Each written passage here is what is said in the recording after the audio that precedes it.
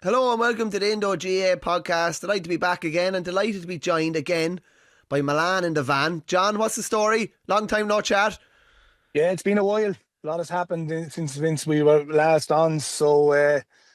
Yeah, still going on one project.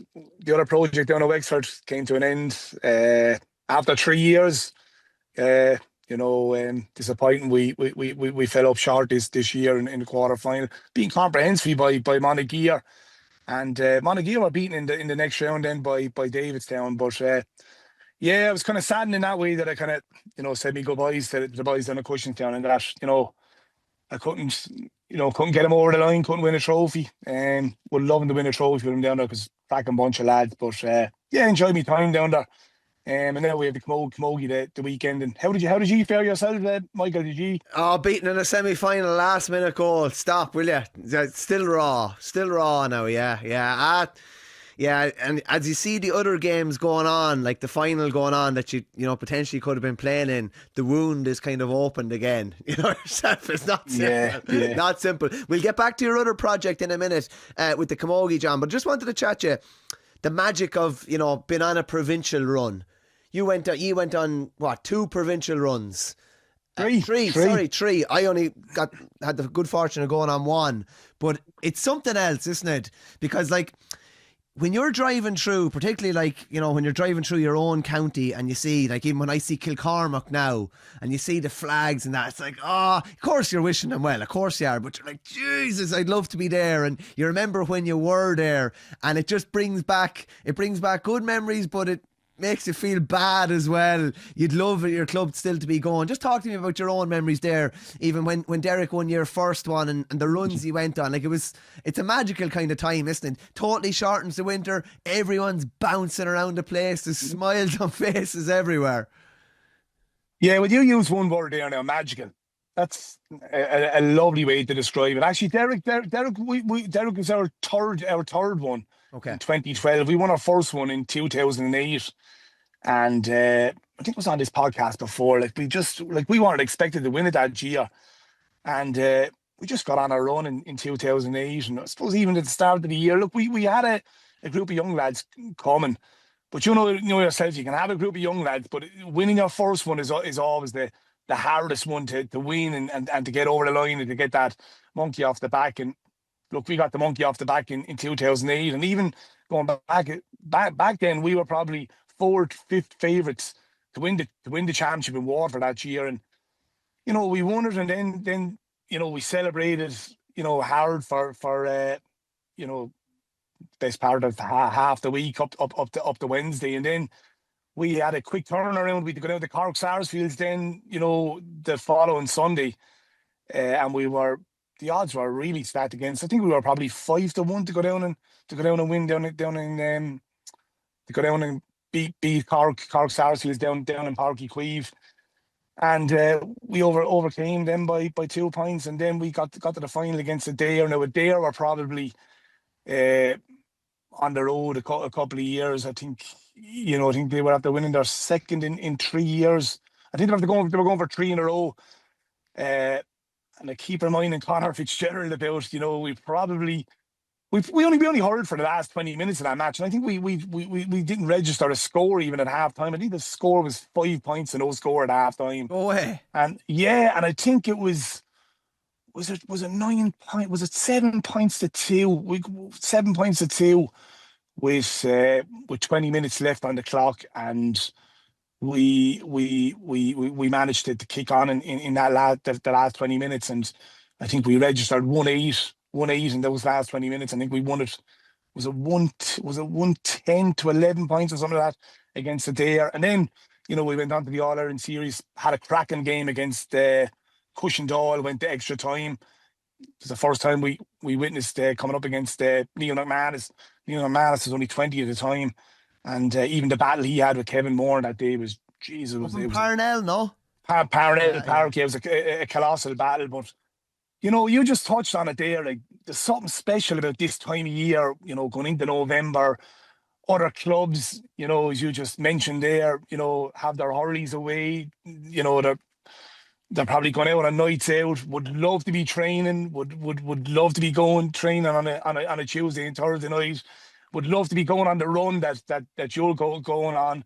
And it's only when you go on that run yourself that you appreciate that, geez, you were looking on in years gone by and looking at the likes of the Mount Sign and Ballygunners and the runs they were going on and thinking, Jesus, could it be one day, could we be possibly, one of those teams that could go on a run? And we just went on a run. But as you said, it's great for morale. It's great for the whole togetherness of a club. The spirit it brings players closer together. Because Mull, you're going on mad road trips that you'd never go on. Like, you're going to mad places in buses. Like, it's all usually around the county. So if you're playing a challenge game during the year, you're going in cars. Whereas now you're going on buses to places. If you win, you're getting a slab of beer in the bus on the way home, and it's stuff you'll never forget. Like, yeah, and it's a great day out for supporters as well. Supporters are getting on the buses. It's you're going off the Parky Queeve, Thurles, putting on your club colours. There's just something special about the whole club coming together and going off on those road trips as you just mentioned. And even in 2010. We played Thurles Sarsfields in a Munster final. Remember the snow? Yeah. The snow was we got a heavy blast of snow, I think, leading up to it. And we were effectively nearly snowed in. And our supporters, 2 buses got as far as Dungarvan, couldn't get down to Parky Queeve. And we only a certain amount of supporters could go to the match because they drove down, and our 2 or 3 buses ended up watching the game in Dungarvan. Those are the kind of the memories that supporters will look back on, and even players then, as you just touched on, then probably the best nights that you have are those nights after winning a county championship, or winning a Munster club or a Leinster club match, and you're coming back, sitting down for the meal, having a few beers, you're all together, and then it goes into later on into the night where you're pushed on to the nightclub, and then if you get on that run, then you win one match, take Ballygunner, for example, beating the Pierce. You could even see, the body language of some of the Ballygunner players after winning last Sunday. They knew, how much it meant, or how big a result it was to go up to Limerick for the 4th year in a row and win up there. And it's a big hurdle jump. And when you jump that hurdle, knowing that, right, our season still ain't going to end.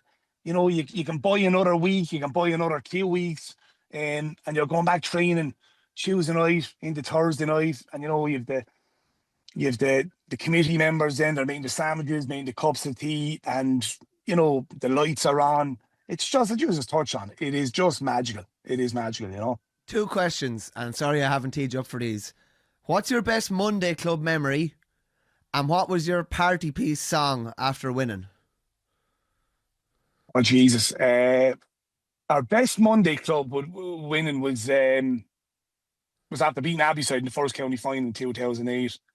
A lot of our club members would go back to Norrison's Corner. It's just around the corner from Welsh Park, and yes, but obviously you do the schools on a Monday, and then it's just it's that time in around 1 o'clock, 2 o'clock on a Monday when you're after winning a trophy, which are best friends, lads that you went to school with. It's leave aside the euphoria when the final whistle goes and you're up to collect the trophy. But it's the following day. I used to love the Monday Club. Knowing that, right, you have to win in a trophy, you have to win in another medal, you're with your mates, you have the hangover from the night before, you have to go into the schools, and it's just that kind of that time period between 1 and 3 o'clock, knowing that, hey, you know what, there's a DJ coming on now at maybe 5, 6 o'clock. And for me, it was that day against that Monday after we won the first county championship. It was absolutely bonkers. It was just It's hard to describe. It was like being overnight pizza now, and it's 1 o'clock, 2 o'clock in the morning, and it's actually 4 o'clock on a Monday, and it's brightness outside, and lads are just letting rip, You're a happy man. There was no camera phones and crack around back then. Absolutely. Mull, just on the provincial championships, obviously Leinster's getting into full swing this weekend. We have our Munster pairings. No movement in Ulster yet. We obviously have Connacht or Galway and Connacht representatives now in Loughrea. How are you looking at the All-Ireland picture at the minute? Loughrea will play the Ulster winners. It'll be Leinster and Munster in the All-Ireland semi-final. Lot of water under the bridge, but the ties that some people are looking at, maybe a Ballyhale and a Nafina maybe down the line, maybe a Ballygunner and Nafina in a semi-final, maybe Ballygunner and Ballyhale again, maybe Loughmore. Who are you looking at the minute, or who are your, I know the picture's not that clear at the minute, but who are you looking at maybe as All-Ireland favourites? Loughrea are favourites at the minute because they're the only ones in the All-Ireland semi-final, but what sort of picture have you got in your head of who the kind of top dogs are at the minute? Well, there's some mouth-watering ties to really look forward, and you just touched on what way the pathway could. It's like you're thinking in your head when the World Cup draw comes out, and the pathway of what games could materialise. But 2 weeks time in Welsh Park, the rematch of Ballygunner and Cork Sarsfields, that's going to be a blockbuster of a match. Yeah, and I think Ballygunner are still a bit sore after losing to the Cork Sarsfields last year. Now Cork Sarsfields are coming down to Welsh Park. They were down here 2 years ago, and they got blown out of the water. Yeah, they got blown out of the water. Now it's going to be a difficult try for them.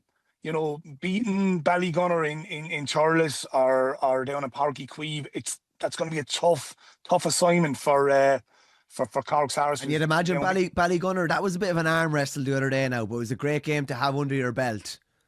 Absolutely, and I think this is probably going to be the toughest Munster club to win in years, because you look at all five teams would have, before the ball was thrown in before last Sunday, would have fancied their chances of pushing on and winning the Munster club. In the Piersic, top-notch side, Loughmore now, the back-to-back. They don't have to worry about the football. Football is out of the way. Soul folks can be on the hurling. Aerogue look a real classy outfit up in Clare. And then look, Ballygunner, they're the kingpins of Munster club hurling. So there's going to be two mouth-watering ties to look forward to in the Munster club. Loughmore go to Ennis to play Aerogue, and Ballygunner have home advantage against Cork Sarsfields. Ballygunner are an extremely, extremely difficult team to beat in Welsh Park.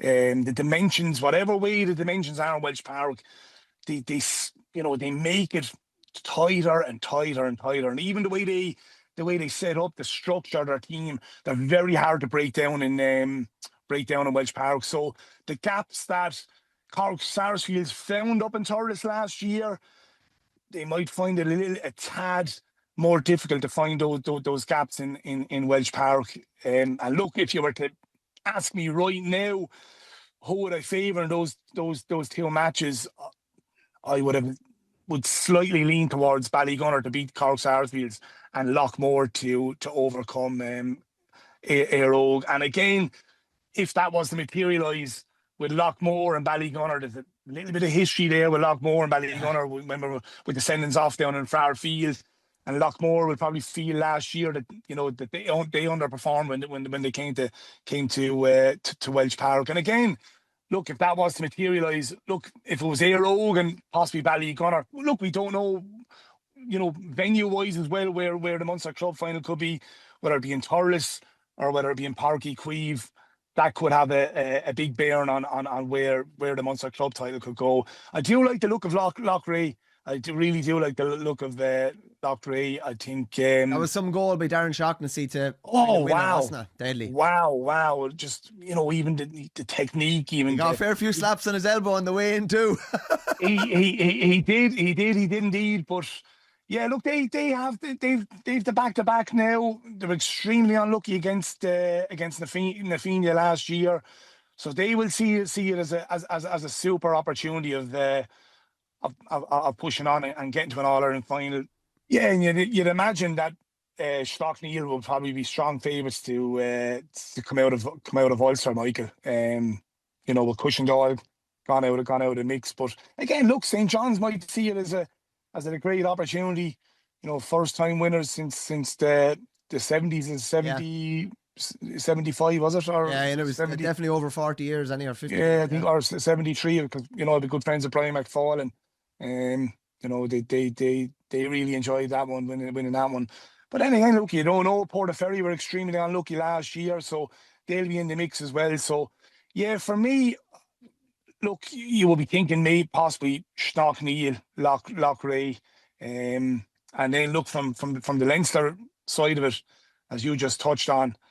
Ballyhale is motoring along nicely under Henry. Henry's never lost a knockout game with Ballyhale. Incredible, yeah, incredible. When I heard that last week, that's an incredible start. But there's also an interesting one this weekend, Mull. You have Kilcormac. They're playing Kilcormac, so you have David Herity, who's coach of Tipperary, involved with Ballyhale, and you have Declan Laffin, who's also coach with Tipperary, manager of Kilcormac, and then you have Paul O'Brien, manager of Mount Leinster Rangers, who's also involved with Tipperary. So they're everywhere. We can't get rid of them. How do you see that one going? I'd have Ballyhale favourites for the game the weekend anyway. I would. Now, the Kilkenny final was a poor standard now. Being honest with you now, it was poor, and it's probably the second year in a row that O'Loughlin's will be very disappointed. They haven't really shown up for the last two finals. And it wasn't that Ballyhale were unbelievably good or anything like that, but they got the job done kind of without much fuss by 9 points. I'd expect them to find another gear. Mull, when just the experience that they have, they know what's ahead of them now. They know what the destination is like when you get there as well. They have 5 games to get back to where they want to be. Where are they going for? 10th All-Ireland club, is it? 10th All-Ireland club, I think. Crazy. We go back to it.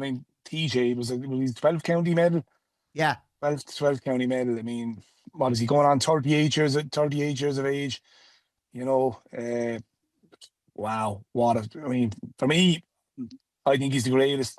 He's the greatest in my time of watching hurling. To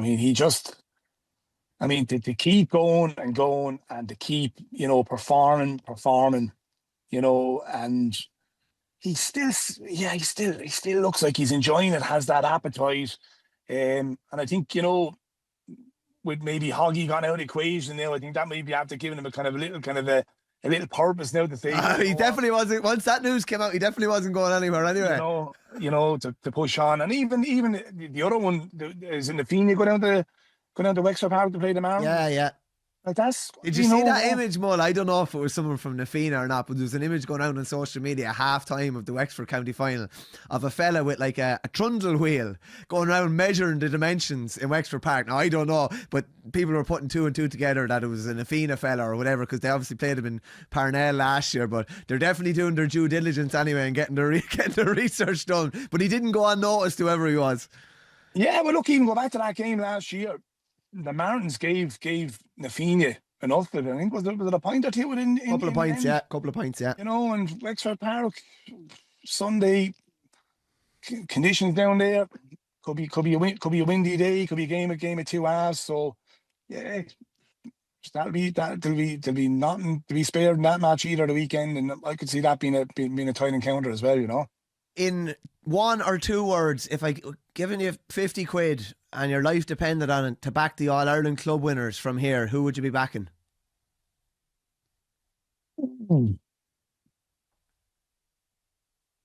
Oh, I would go Loughrea. Good man. I just think look, they've the easier pathway. They're 1 game away from being in an All-Ireland final. And that's why I think, that's probably the one, upsetting thing for the other clubs. You kill yourself in a Munster Club Championship. You have to kill yourself in a Leinster Club Championship. And, Loughrea have to win 1 match and they're in an All-Ireland final. And then if they were to overcome the Ulster winners, all they have to do is get it right on one occasion for 60 minutes. So that's why I would put them favourites to win the All Ireland. That's why, hence they are the bookies' favourites. Well, just with the week that's in it, obviously the All Stars will be announced. I think Thursday morning the hurling All Stars will be announced. The football ones will be announced live on the night, and obviously with the hurlers of the year, footballers of the year, young hurler of the year, young footballer of the year. You got 5 in your time, Mull. I presume it means a lot. Like I would even think I wouldn't downgrade what a nomination means, even particularly for counties that are maybe away from the top table a bit, but to actually get honoured with an All-Star, I'd imagine it meant a hell of a lot throughout your career. And I think you were like pretty consistent even as regard nominations throughout your career as well. Yeah, nominated. Yeah, won 5 and I was nominated 10 times out of 12 years of playing. So yeah, it was very, very nice to be nominated, because it's a fantastic night. It's a great night. Jesus, even when you think back of the nights that we had in the City West, and even I probably think since it probably left the City West, the nights probably, albeit still a great night, but Jesus, when I think back to some of those nights in the City West, they were incredible nights, and the reason why is because everyone was together in the City West. You had your rooms upstairs, and those nights could go into the early hours of the morning. Jesus, 4 or 5 o'clock in the morning, and geez, I even think back in, was it 2010? Jesus, I had a great night with Patrick Keelty. Oh, go ahead. He was doing, yeah, a lovely chap, lovely chap, and remember Stephanie was playing with Katie at the time, so I ended up going solo on to the All Stars in 2010. And I'd say you were first upset about going solo. Yeah, but Patrick Keelty, he was doing a comedy sketch. I think it was on the end of the period in the All Stars. But yeah, Jesus, he was latched onto him, and geez, now the easy thing for him is to say, "Oh, geez, I'll go over and fucking chat to someone else." But geez, I was with him till up to 2 or 3 o'clock in the morning, and great crack with him. Isn't it funny, Mull, how you might just hop on a fella and you just you kind of hit it off? Like I was at a wedding there not too long ago, and I didn't know the fella was sitting beside from Adam, and Jesus was chatting him for hours, and you great old crack. Yeah, and Jesus, the stories he was telling me, and I was telling him stories, and Jesus, it was at 2 or 3 o'clock in the morning. That's actually one interesting story. This was 2010. Remember, the World Cup was after being in South Africa. And he was doing the way they do the soccer aids with some of the celebrities and that, and some of the former soccer players. And he was telling me a story about Jens Lehmann. Remember the German goalkeeper played for Arsenal, and he was telling me the story about. He was asking Jens Lehmann about the contrast or the psychology, the contrast in psychology between a German player taking a penalty in contrast to an English player taking a penalty. And Jens Lehmann said to him, he said, in his German accent, he said, "Patrick, the difference between a German taking a penalty in the World Cup in contrast to an Englishman, when a German steps up to hit a penalty, he steps up with the belief, I'm going to score this penalty and I'm going to be a national hero. When an Englishman steps up and hits a penalty, he's stepping up with the mindset of thinking, oh shit, if I miss this penalty, I am fucked." I thought it was fucking brilliant. But yeah, Jesus, that was one of the stories he told me. But yeah, I mean, Jesus, that back in the City West, and even when you get your first All Star is a special moment, and anyone that tells you any different are lying. But look, I think I don't mean this. I don't mean this in a bad way, Mull. Like at the end of the day, sports people, they're like, and I don't mean this in a bad way at all. There is a little bit of selfishness. Like you have to hold yourself to certain standards. You have to aspire to these things, and I get a bit sick of lads saying, Oh, it is a team game. Don't get me wrong. Of course it is. But you want to do your very best. And I would think to be honoured like that at the end of the year is massive on a personal level. Well, well, from the outset, when you're training at the start of the year, January, February, in the muck and the shit. Now, obviously, they're training now. It's gone into November and December. You just want to train hard so you can give yourself the best opportunity of being in the right condition where you can say to yourself, right, I'm ready to attack the end of the league. Well, for me, it was always the end of the league, be right for the summer and to attack that summer and to perform to the highest level I can. That will give me the best opportunity of beating the man that I was on, and will give the team a good opportunity of winning matches and winning trophies. Now, from the outset, you're only thinking about winning matches and trying to win trophies. But as the summer goes on and you're in a rich vein of form, you're obviously thinking to yourself, Jesus, I'm in with a chance of getting an All-Star. People are very quick to say it to you as well, aren't they, though? People think like that. They are, but you never go out of the opinion, right? Jesus, I'm only going to be solely focused on. You're always going out with the belief, right? Win the match, win the match, win the match, win the match. That's your sole focus. But then when you do get knocked out, and I suppose when it comes to the RT team of the year, and the end, and you see that yourself that you're in with a shout. You're obviously kind of saying, Jesus, I'm in with a shout here, and you do home in it, and you do folks in it. Anyone tell you any different are telling you lies. But even it's a fantastic night. Is it in the RDS now? Yeah. It's in the RDS now. But Jesus, when I think back of some of the trips we were on, Michael, and it's obviously with the calendar now, it doesn't allow for the trips to unfold anymore. But there's always 4 or 5 days you can find for a trip, surely. Yeah, absolutely. Jesus, I think back at some of the trips, like parts of the world that I would have never even dreamed of. I was lucky. Geez, I went on six All-Star tours. Vegas, Phoenix, Vegas. New York, My God. Buenos Aires, Argentina, San Francisco, Shanghai, New York. I mean, Jesus, and like well looked after, like 5-star hotels. You were never out of pocket. Gear,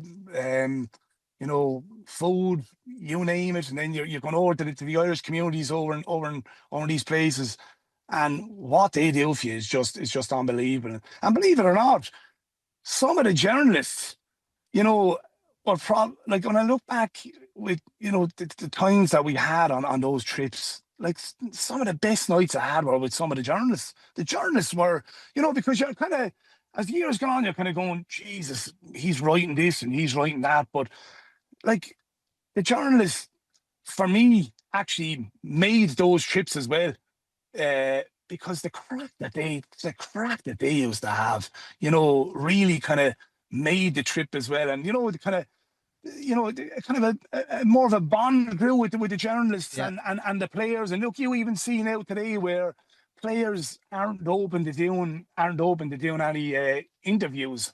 And I think if they maybe bring back those trips, and the bond will kind of grow with the journalists and the players again, might open that door for players being more open to giving more interviews. And Jesus, you think of it like Vinnie Hogan and Maren Bretney and Michael Lester, the three boys, like you'd see another side that the three lads would be like three lads going away on a lad's holiday, like three lads that come up and they'd be having a few pints at the airport and having a few pints coming back from the airport, and super cracked. And even Enda McAvoy and Damien Lawler and Jackie Cal, just to name a few, but they made those trips. And even the bond that you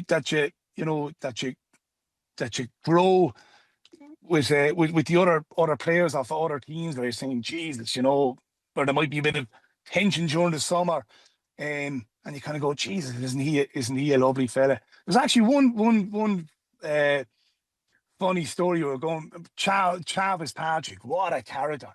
But we were going to Buenos Aires. It was the depths of the winter over here, and obviously down in South America, it's Jesus, 32, 33 degrees, and this was actually in December, and Chad decided to I think he obviously in December he went out the night before, going to Coppers, had the bag packed or whatever, and obviously he's going to come Coppers, get his bag, and then I think we're meeting in Crow Park Hotel, or our lads could meet in the Dublin airport. But Chad decided his bag packed the night before, and he decided to go for a few drinks in the Coppers, and so lo and behold, 12 hours later, we flew to Madrid, and in Madrid over to Buenos Aires. And about 12-hour trip now. You know yourself now, after 12-hour trip now, you're sweaty, you know what I mean? Your clothes are sticking to you. You get off the plane, and when you go to Malaga, or you go to Spain, or whatever, you go to the Canaries, and you get off, next thing, the humidity hits you. Heat 32, 33 degrees. They're going like, Jesus. And all you want is a bottle of deodorant or whatever. And the first thing you want is get back to your hotel, have a shower, get into new clothes. Lo and behold, Charles over 32, 33 degrees of heat, Buenos Aires, after about a 12, 13-hour flight, opens up his bag, and there's his bag. No clothes in the bag. His bag is full of toilet roll and newspapers. The lads the night before took out his clothes and filled up his bag with toilet roll and newspapers. He no clothes for the week. Oh, that'd be like literally your worst nightmare, like. Yeah. Oh, stop. Yeah, Mac. But yeah, there's some there's some funny stories we couldn't even throw in a book now. When you're talking about camera phones, Jesus. But some great days, But even you go back to the Kilkenny boys were. Eddie'd even tell you the Kilkenny boys, for all they were winning at the time, Jesus, they were mighty crack, mighty crack. But even Cody on the trips, Brian on the trips was great crack, great crack. But the lads would be always kind of mindful, Big brother is watching. Yeah, Big Brother is watching. They'd be kind of reserved when Brian is around. When Brian on around, then they'd leave their guard down, But even back that Cork and Kilkenny rivalry back then, you could feel it, And I think back one of the All-Star trips in, was it 05, 06 or 07, you could kind of feel that kind of bit of tension between the two of them. And obviously we were kind of in the mix back then, Waterford, between the three of us, kind of Waterford, Kilkenny and Cork, but we were kind of like, we were okay. We were into the side. We weren't going to upset the apple, but yeah, some fantastic times, fantastic trips, How do you see Friday going? Hurler of the Year wise, young Hurler of the Year, you'd imagine Robert Doyle is a fairly strong favourite for that, because he's probably the only one of the three shortlisted that's not guaranteed an All-Star, but you'd imagine he'd be in the All-Star team. I'd say he's as good as guaranteed. Well, I've one apology to make, and I think I'm shocked Drona Maher ain't selected for the Hurler of the Year nominations. And I think I remarked, I forgot about Dermot Burns. I remember I come back and we were pulled up on that. So my apologies. Dermot Burns was the last offender, not Tommy Welch. So I'm shocked Drona Maher isn't in the tree for the nominations. Robert Doyle, yeah, he will be my young Hurler of the Year. He will be my young Hurler of the Year. I mean, you go back and you think of that block, that Nicky Quaid-esque save. Like if he doesn't block that, Tipperary don't win the All-Ireland. I mean, as a Kilkenny go ahead, albeit we probably would have had the controversy, but Kilkenny go ahead. The clock is going against them, and you'd imagine Kilkenny push on to that final. But I just thought even throughout the course of the year, he was rock solid, in cornerback, and even when Barrett was let go, I was saying, Jesus, that's going to be a big void for Tipperary, and he was just kind of like a mini miniature Carl Barrett, a younger version of him. Thought he was brilliant. So he will be my young Hurler of the Year. Hurler of the Year.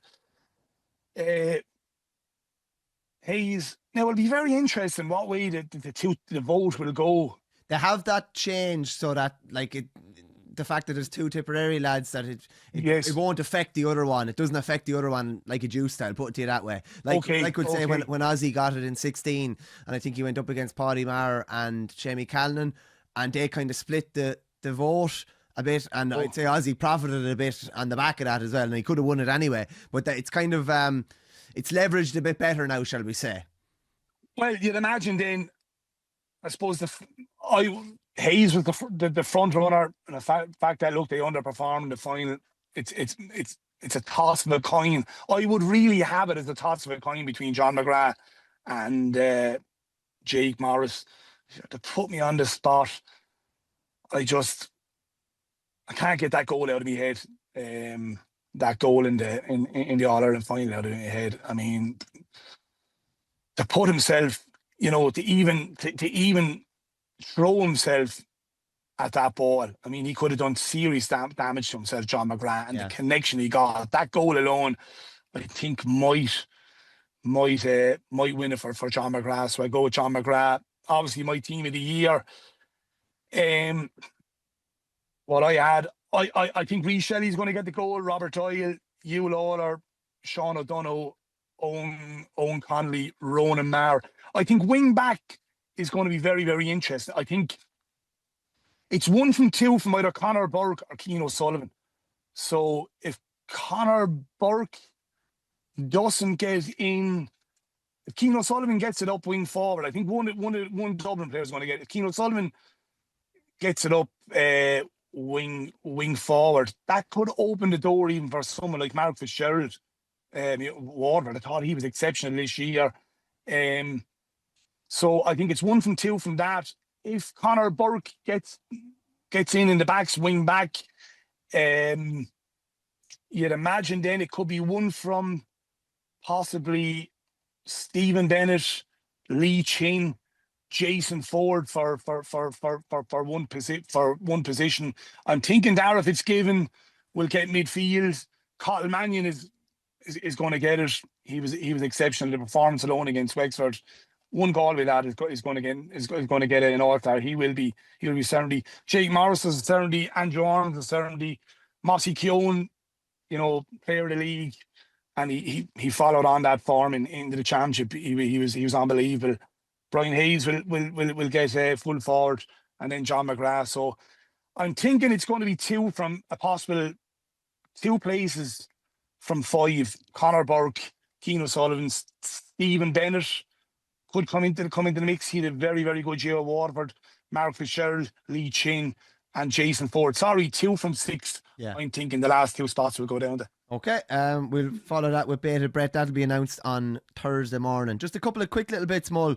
Since we were chatting to you last, Patrick Horgan is retired. Declan Hannon is retired. Seamus Flanagan no longer involved with Limerick. Just on the Hannon retirement, that's kind of a real, kind of has the hallmark of an end of an era a bit, doesn't it? Just because he's obviously the most successful captain in hurling history. And the fact that he's kind of gone now, you'd imagine there will be significant enough change in Limerick over the next year. But just on Hannon himself and like leading them to the promised land over and over and over and over again. I mean, look, when you're 20 years time, 30 years time, 40 years time, 50 years time, you're going to be talking about Declan Hannon, 5 All-Irelands. I mean, the achievement of being, the captain too. He captained the team. Is it all 5? Wasn't it? Yeah, he was. Cian Lynch lifted the cup, but they lifted the cup together. He was injured, so he did. He was captain, yeah. Well, he was captain, but he went up the steps of the Horgan and he lifted Liam McCarthy 4-5 times. I don't think that'll will ever be topped again. To think of where he was when he was 20 years of age, up in the forwards, to push on and have the career that he had. And was a big, massive cog in that Limerick wheel, an unbelievable leader. And even, with his interview, he's just kind of one of these kind of free lads, he's just a lad that you could just really, really take to, and you could see why I'd say he was loved and revered by everyone in Limerick, and why he was loved by so many of those Limerick players. And an ultimate leader, and massive kudos to him for the career he's after having. And then obviously Hoggy stepped aside as well. An unbelievable player. I mean, 17 years. I don't think he'll ever be forgotten. I mean, he's right up there with the Christy Rings, the Tomas Mulcahy's, the Jodines, the Ben O'Connors, the Jimmy Barry Murphys of the world. Would I see Patrick Fitzgerald Patrick Horgan any different to? Would I see Patrick Horgan any different to Declan Hannon, because Declan Hannon had 5 All-Irelands? Absolutely not.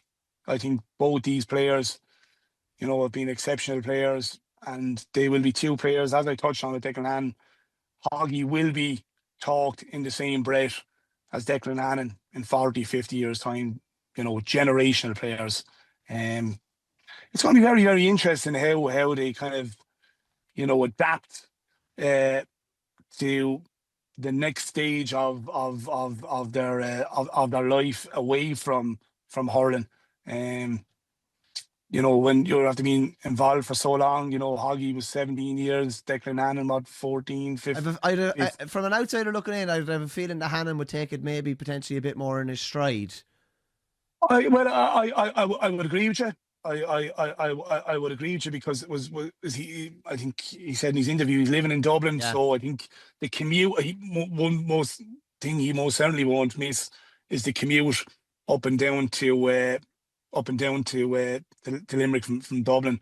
He just comes across as one of those chaps that I'd say he wants to go on to the next stage of his life and start enjoying himself with his partner, and possibly push on and have kids.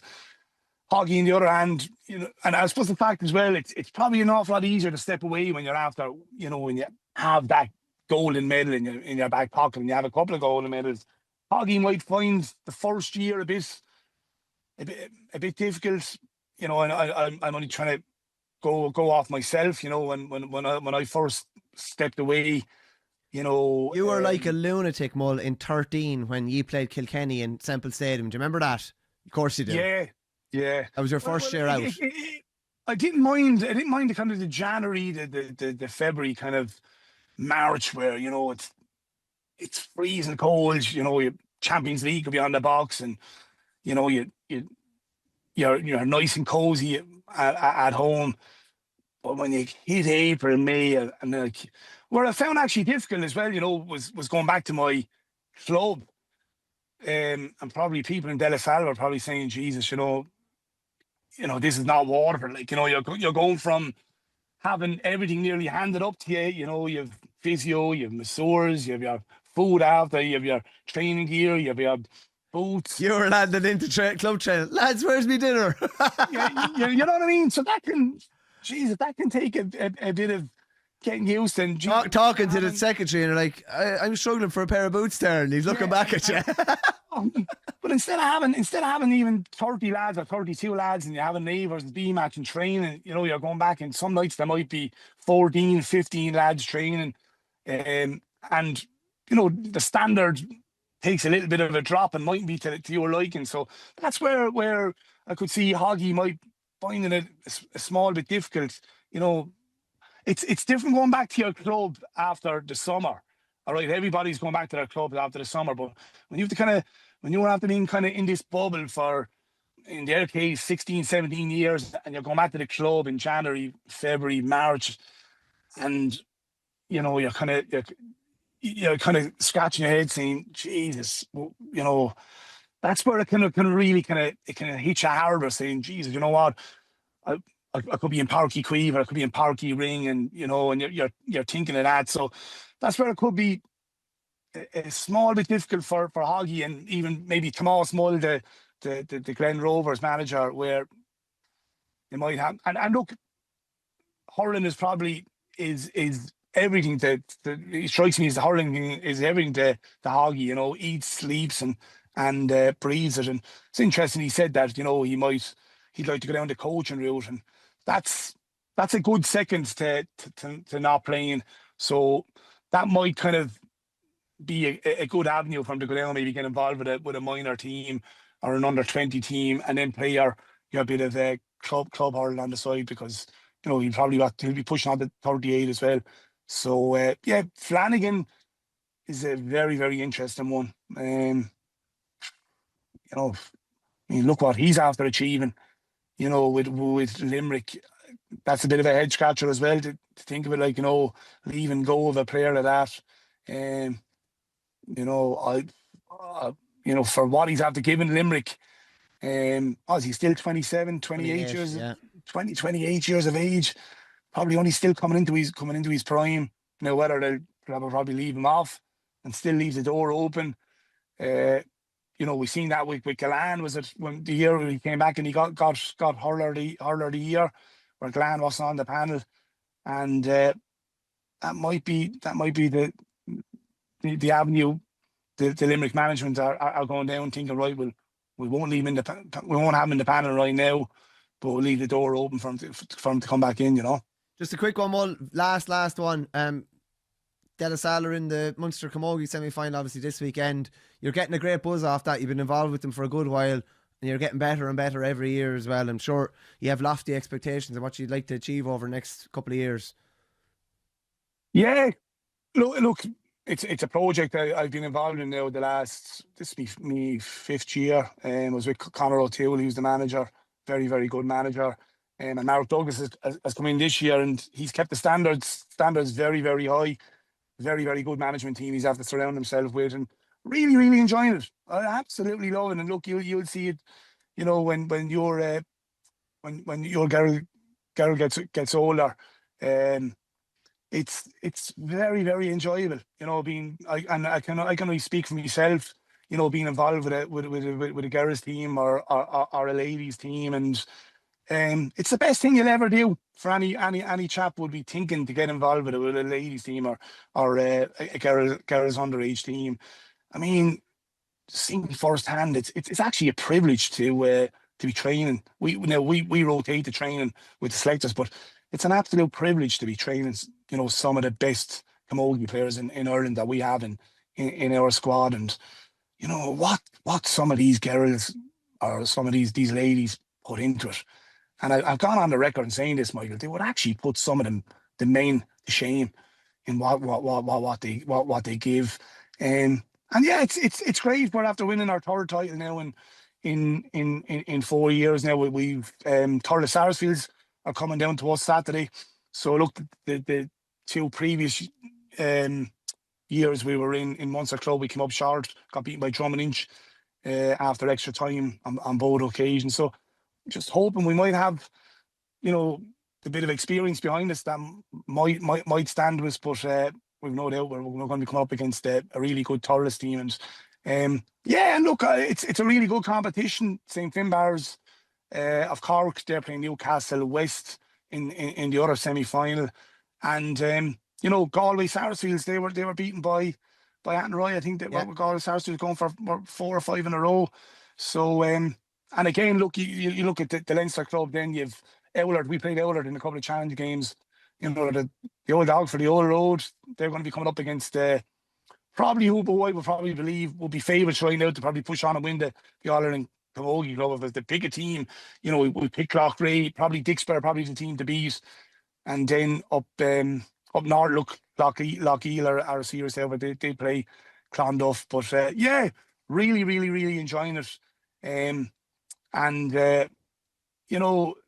it's just, I even think back, like, 3 years ago, we'd no sponsor, Michael.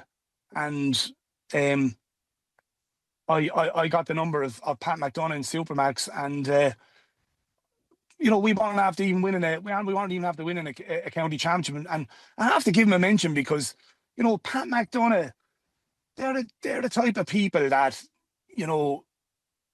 put their money where their mouth is and are crucial to club teams and to the GAA in general. And how look what he's done for Galway over the years. And look, I picked up the phone to him 3 years ago, and I sold him a project that I believed we could go on and we hope to achieve before we even won a county championship.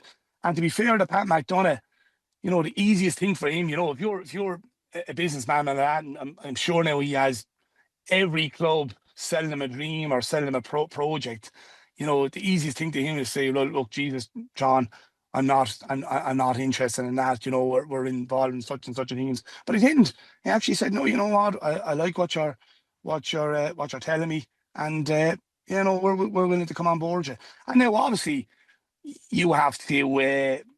You have to look after your end of the deal as well in regards from our club end of it, you know, giving back to Supermax in regards food and all that. And I think we're more than doing that. And look, from an exposure point of view, it's great because the club women's games now, they're starting to get a bit of exposure, which is great. Now the games, they're starting to get a bit of exposure now. The games are being televised on Clubber now, and they're being streamed, and it's even fantastic. I mean, the dream is to try and for every club camogie team or club football team is to get on to TG4 playing the All-Ireland final, or to get on to RTE. And the fact that RTE, I'm not just saying it because, you know, I do a bit of the radio commentary with RTE. The fact that RTE are televising the club final, you know, even a week before Christmas, it's a dream that every club camogie player across the country, you know, aspires to try and make that day. But yeah, it's no, really enjoying it, Michael. Really enjoying it, and please God, we can push on to the greater things, you know. You're some operator. You'll be operating in the corporate world soon, Mull. I've no doubt about it. I'd love to hear your sales pitch, but hopefully you stay going for another while, Mull. And next time we're chatting, you might be preparing for another big game. Thanks a million for joining us again this week. Oh, what a very.